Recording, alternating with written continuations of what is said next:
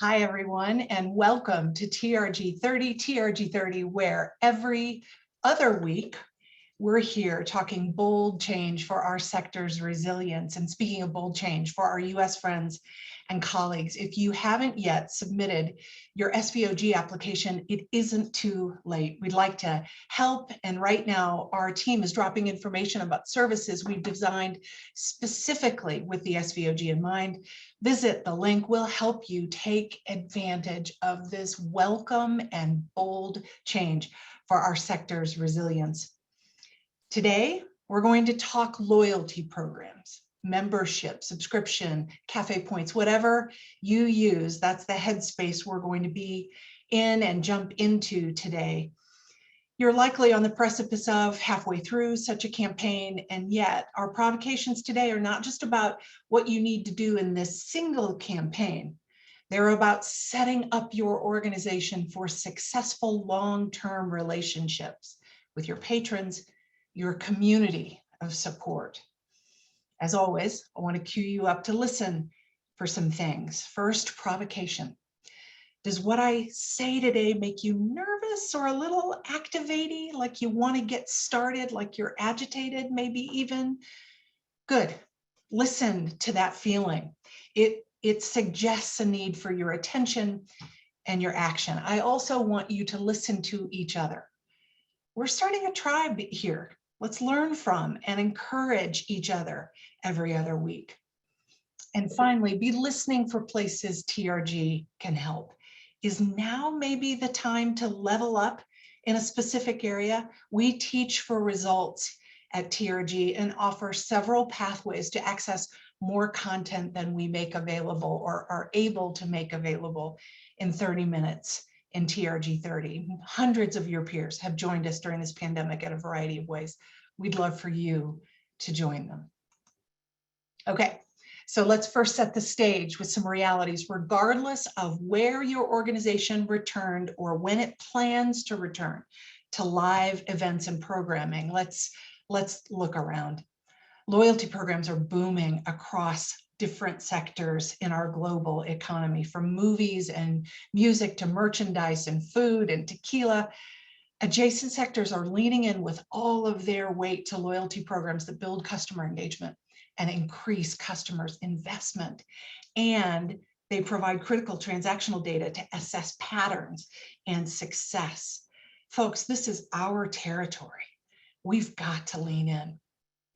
Second, in part, we need to lean in because as you know well, our sector has been one of, if not the hardest hit by the pandemic, and may be one of the last to return. McKinsey and Company regularly studies the global pandemic economy by sector and predicts that arts and entertainment, our economy, will recover by 2025, is their prediction. To close that gap, we must lean in. We want to see you be one of the positive outliers in this statistic and get early returns. And third, you have a database full of people who've already raised their hands, maybe opened their wallets to commit to you. We need to nurture and steward those relationships to ensure high engagement and ensure long-term results.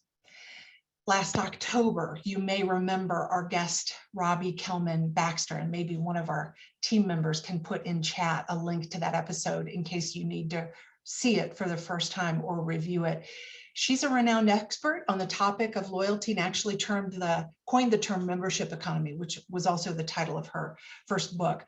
The forever promise, according to Kelman-Baxter, is the commitment you make to your customers, your patrons, for the long haul. And this goes well beyond the initial perks of a membership or the offer. It asks you to focus on your services and products and how your organization can serve your customers, who are not all the same, so we have to segment them, but how you can service them forever. If you read Simon Sinek, you'll know that there are good links here to his infinite game theory. It says you can't win because the game doesn't end. You just have to keep progressing toward goals that are set along the horizon.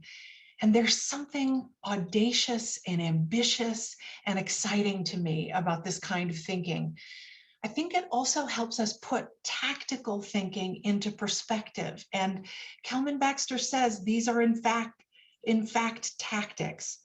We have to make our loyalty programs work not just for us, but for our business models and bottom lines and our patrons. She says a subscription or membership is a pricing tactic, not a strategy. And without taking into account the unique needs and challenges of our customers, it's not likely to work.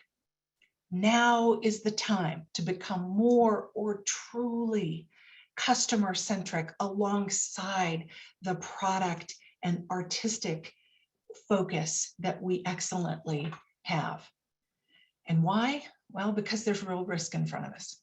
In this year, with a pipeline stifled by a pandemic, you cannot risk losing half or more of your new members or subscribers. In fact, during normal times, we often see upwards of 50% attrition rate. You're going to need to double down this year to bolster these relationships. They're relationships that fuel your return and your recovery and your organization's ability to advance its mission, its just cause. We know this. You know this. But here's what else we know. We're exhausted. Most of you have smaller teams that are working from home or just with a few people in the office. It's not normal times. And since last spring, our teams have been talking to and working with people and patrons like this guy and others like him, patrons who are stressed and worried and confused about what we're doing when. And while I'm here today to remind you about how we need to operate to invite these patrons back into loyalty programs, I've also seen firsthand what it's doing to your staff teams. Your staff, that same staff who's going to have to help and handhold again, maybe doing it now as you return. These patrons have stressed your team's energy, in some cases, completely sapped it. Leaders in this room, we have got to get serious about what our teams need. Is it time off, more hands, training to enable them to shine when the call volume heads back to high as you take the operational steps I'm going to outline? But first, put a spotlight on your box office, your guest services operations, and get them what they need.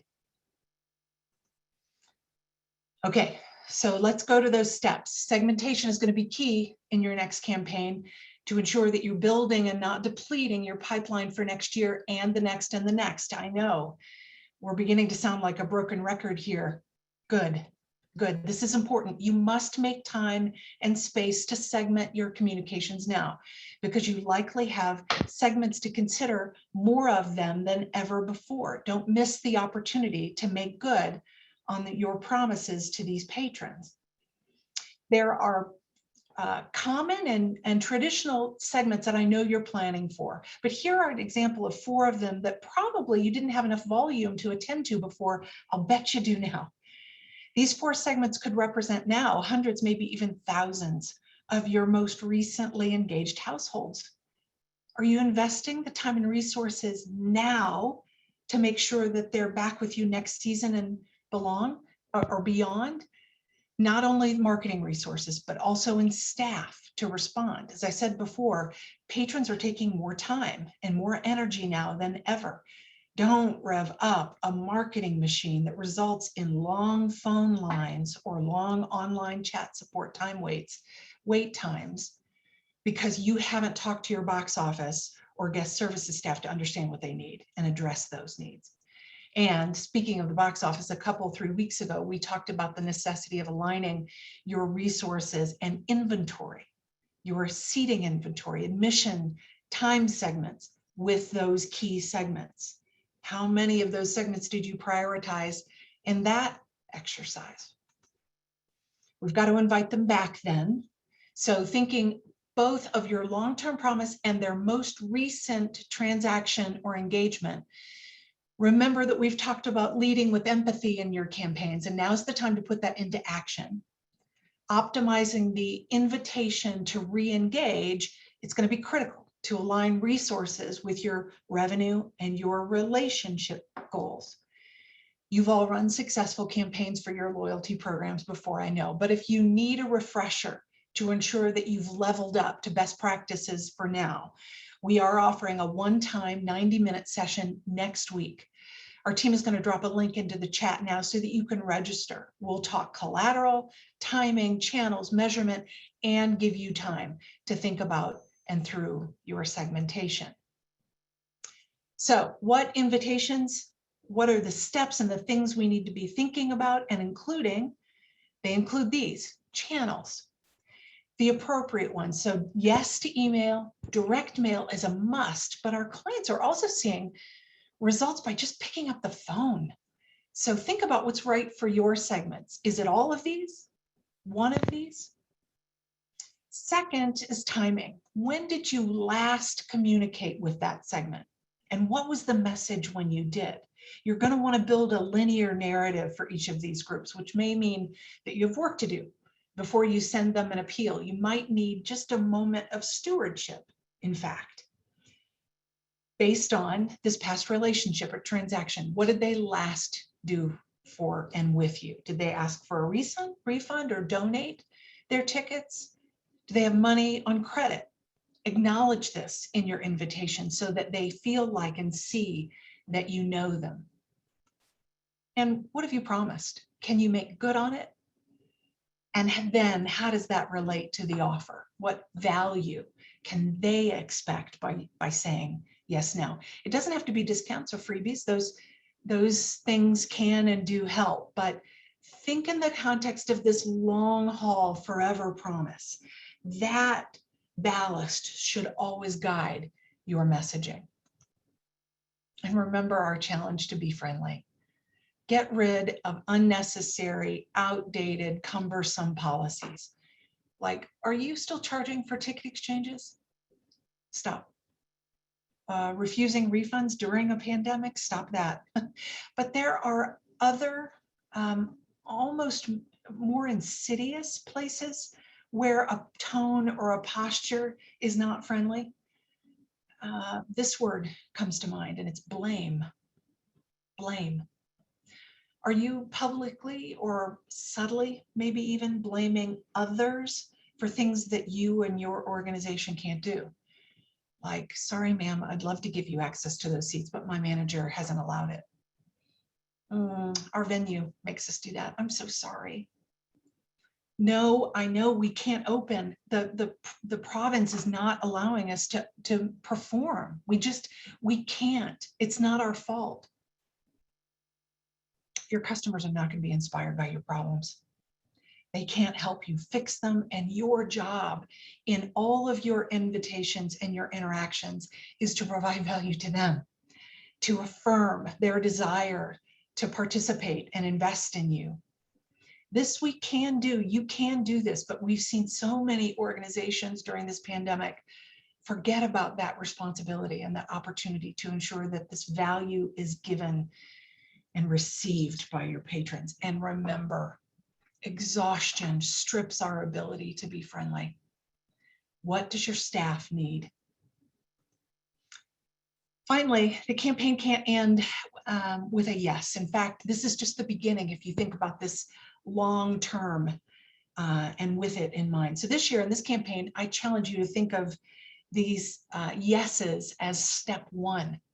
That means you need to plan for additional steps, and developing this plan for further participation and engagement can be fun. You can get your teams creative as you integrate the new engagement paths that you developed during the pandemic with existing ones you haven't been able to leverage for a while. And as you listen to people engage, you'll learn more than ever before. This is where your development teams and relationship managers really excel, which is in stewardship. But everybody can steward patrons, and here's how. First, by listening. We've been talking a lot about listening. Whether you're on the phone, keeping track of social, or sending out surveys, you've got to be listening systematically to your buyers and bookers. If you're doing all the talking, you're going to have no idea what people are trying to tell you what they're thinking, what they want, what they need. Build that systematic listening in. And then we've got to measure. But let's not overcomplicate it, especially right now. Decide on a few important to you data points, like maybe it's the number of engagements or renewal rates or use of benefits, and just measure them rigorously and continuously. And then use data to help you build on and in your understanding, build on your understanding of your buyer's behavior and change the metrics as you need as you go. Inviting. You're going to have to keep inviting people back. This is a relationship. And if we want to get married, we've got to keep asking the ones we love on dates. And if they're saying no, ask in a different way. Ask directly. And saying yes doesn't mean they've said yes to everything forever. They're going to need multiple invitations. So think about what's next. What else can you offer to ensure that you're making good on your promise to them? And don't forget to romance and surprise them. Surprising moments and opportunities that boost the value that they receive from their membership, their subscription, their experience. New access, generous, genuine thanks, attention to detail like anniversary cards. And then finally, we know this, we've been taught this in spades. We've got to be ready and willing to change. Listen, measure for a reason. You're doing those things for a reason to better serve your patrons and work toward those beautiful, infinite, long-term, long game goals. Baxter reminds us that to ensure that we're successful in this last bit, we have to allocate resources and build skills for customer success. She says it's not enough to provide customer support, solving problems as they arise and fixing things as they break reactively. It's important to ensure that every customer is getting all the value they're entitled to, that they're getting the results they desire, that they hope for and want. If customer support is reactive and exhausted, customer success is proactive and rested. Reaching out to customers to make sure that they're getting what they need and that you're having the impact that you desire. Okay, folks, so in chat now, do you have examples of how your organization is doing this well? Are there little mini case studies that you can share right now, places that your organization is investing or steps you're taking to ensure about patrons' success? Share with each other what's working and things that you might want to try. And as you're doing that and learning from each other, a reminder that we're responding to your call for deeper dive sessions. And we have 2 coming up. We've referred to the first one already. We'll put links in about that one again. The second one in June is with James Dale, my guest from last week's episode of TRG 30 and the managing director of Sign Digital in the UK. The response from you about this session was incredible. And James will be joining us in a consulting session and workshop designed to help you level up with good digital. And as always, you can find information about this and more on our website, which includes several postings for career opportunities here at TRG. And now, Stephen, I know we have questions and I will love to talk with you. Thank you, Jill. There's lots of information there. I was just thinking, as you rounded up there, that we know that patrons who invest in loyalty programs are stickier and they have a higher lifetime value. But what I'm hearing a little bit at the moment is a tension of, should we be focusing on getting folks back into those loyalty programs or getting them back into seats? And that there should be one priority over the other. I don't know if you have any thoughts on that as people submit questions. Well, I think both, and that depends on segment. That's my take. For subscribers and members, because we know that there are seat-based organizations that have membership programs, that access to inventory is a critical part of the value that I derive through that membership and subscription. So those 2 concepts are really conjoined and want to be. But with others, individual ticket booking households or buyers, the seat access may be the right first step, and the second seat access might be the right next step before we're making an invitation to a loyalty program. You know, Stephen, that we talk about loyalty programs in the context of marriage, it does get a little cheeky, but you know, the dating process needs to happen. And those are practices that we need to go back to and get people to engage with us first before we ask them to get engaged to be married. Yeah, and those relationships don't go, or I think that data point, that 50% of new patrons engaging in a loyalty program that do not renew that activity. I mean, you know, that was true before, and now we're potentially going into a whole new realm of acquisition that's gonna be a challenge there. The question that I have to come off from that is what metrics we would consider. You talk about measuring. What metrics would we consider to be successful here? Because the only data that we're going to have to look at here is pre-pandemic, right?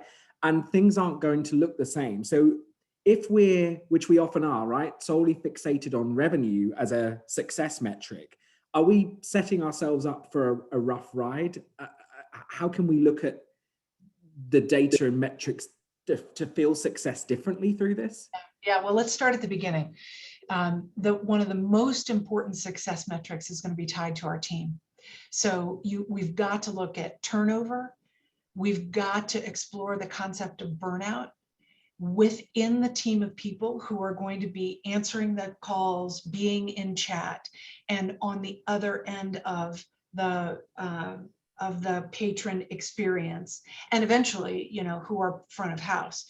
And the other metric that's important there is average wait times. I was with a client recently where this wait time, because they weren't in front of this issue, they all looked at it and went, oh my God, that is so unacceptable. But what's true is that people are confused and distressed. They've got their own stresses, even as we're moving into recovery and news is getting better. So those metrics, those internal metrics, must be a place that leaders start. And then, of course, we're going to be interested in income. But this is where we go back to best practice and say, what are the things that we're looking at from a holistic point of view around patronage?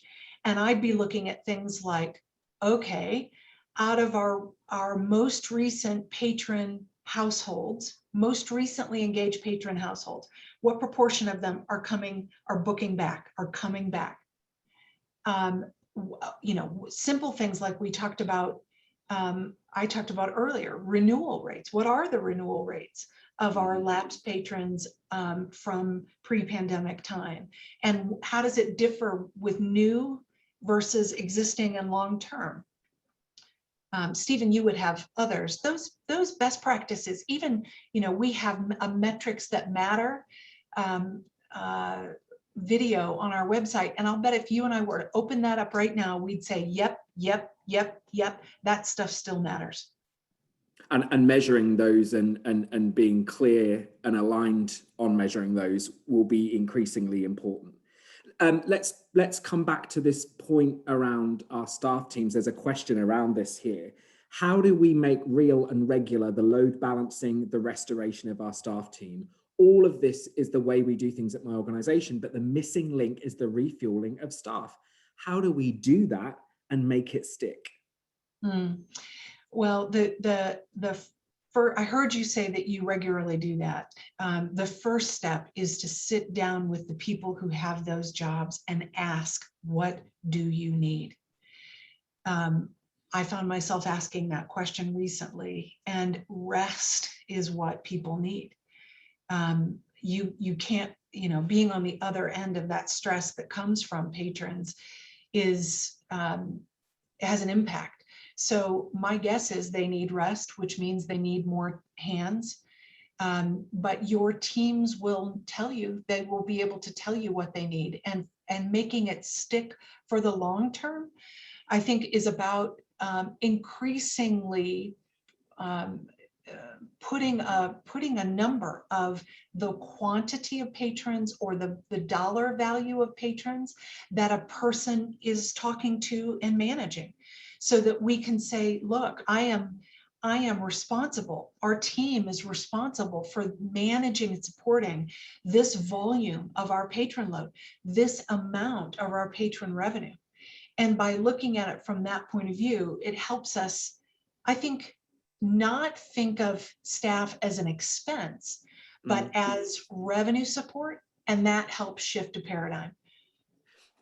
There's an interesting provocation that came in as you said that, Jill, which is they don't know what they need. And I'm thinking about some of the sessions that we've been leading with executives around the need, if you are leading these teams, you'll need to model behavior that demonstrates downtime, right? What are you doing as a leader?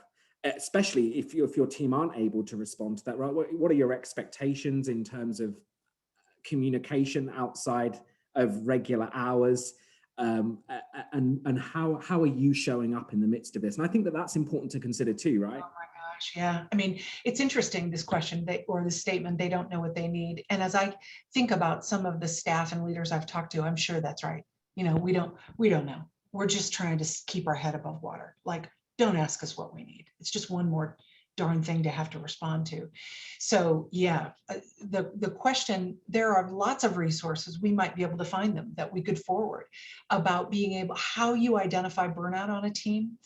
And so being able to see the signals, I think they will be obvious, but being able to see signals, and then modeling the behavior and shifting your assumptions as a leader, a department leader or executive leader, about what's expected.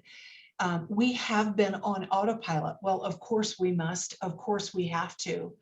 No, in fact, we cannot be our best selves, and your team will not be their best selves for your patrons if they're burnt out and exhausted. It just can't happen. And so you're right to remind leadership that they've got to shift their own behavior first. Yeah. A question here: hard to make real promises to patrons, donors when things are shifting every day and plans have to keep changing. We're adapting readily, but it isn't always easy for our audiences to fully understand the shifts. Yeah. Any suggestions? Yeah.